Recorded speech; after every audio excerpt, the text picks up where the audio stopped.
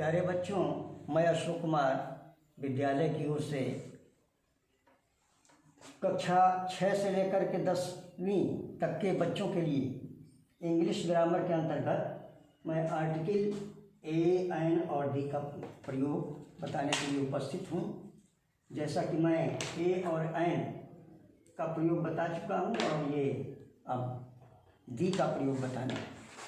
अब जैसे इसके पहले मैंने विशेष रूप से एन का प्रयोग ही बताया था, लेकिन ए का प्रयोग जैसे एक ईमानदार व्यक्ति, तो अब इसके लिए होता है HONEST, ऑनेस्ट मैन। तो इसके आगे हमको इन दोनों में से कोई एक लगाना है, तो हम इसका उच्चारण देखेंगे। एच यहाँ साइलेंट है। अब यहाँ से यह वावेल के अंतर्गत आता है और हिंदी में लिखा जाएगा तो ये ऑनेस्ट ऐसे लिखा जाएगा। तो चूँकि ये आपका स्वर है, वावेल है, इसलिए यहाँ एन ऑनेस्ट मैन होगा, न कि ए ऑनेस्ट मैन। हम एच पर नहीं जाएंगे, हम यहाँ उच्चारण पर जाएंगे और इस प्रकार से इन दोनों में यही अंतर है। और इस अंतर की जानकारी रखना या इस पर ध्यान देना बहुत मार्मिक बात है और सावधानी की बात है।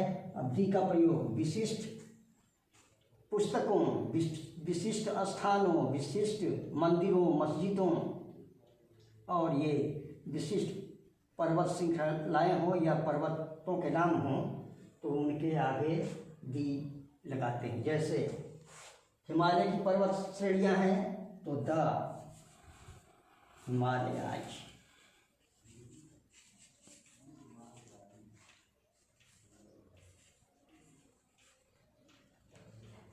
अगर the mount Everest, the mount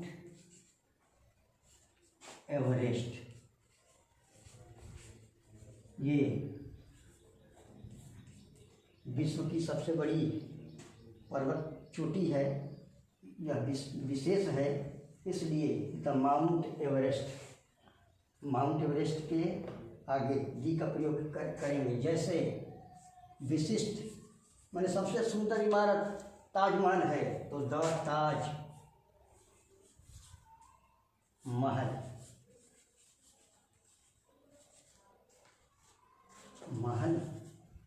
महल। अब जैसे the Gita, the Ramayana, the Ganga, the Yamuna, ये सब विशिष्ट नदियाँ तथा इमारतें हैं। The Qutub Minar, the Red Fort, तो वहाँ उनके नाम के आगे दी का प्रयोग करते हैं।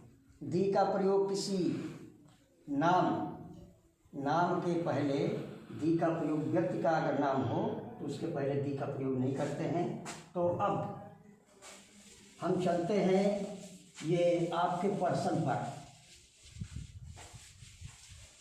क्योंकि नंबर और पर्सन हमें याद रहने पर ही हम इंग्लिश में किसी भाषा को इंग्लिश में अगर परिवर्तित करना हो तो उसके भाव को नंबर और पर्सन की सहायता से ही, जानकारी से ही हम परिवर्तित कर सकते हैं।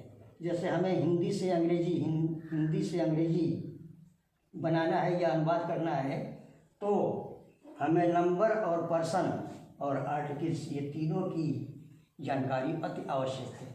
तो इसलिए पर्सन पर हम चलते हैं। पर्सन माने होता है व्यक्ति या पुरुष।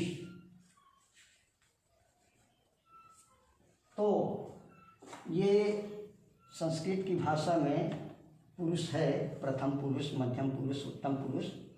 तो हिंदी में भी 3 पुरुष हैं, प्रथम पुरुष, मध्यम पुरुष, उत्तम पुरुष। और इंग्लिश में भी 3 पर्सन हैं, फर्स्ट पर्सन, सेकंड पर्सन और थर्ड पर्सन। ये पर्सन 3 प्रकार के। पहला फर्स्ट, पर्सन, इसका अर्थ होता है उत्तम पुरुष।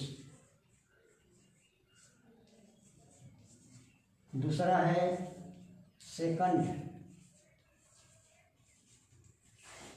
पर्सन, इसका अर्थ होता है मध्यम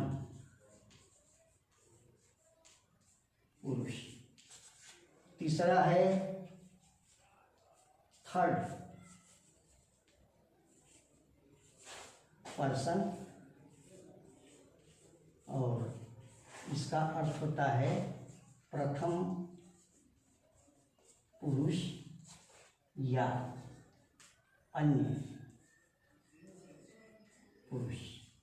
तो बच्चों, आगे वाक्य का निर्माण इसे आप स्मरण रखें, याद कर लें और तब अगले दिन अगली कड़ी लेकर के फिर हम प्रस्तुत होंगे।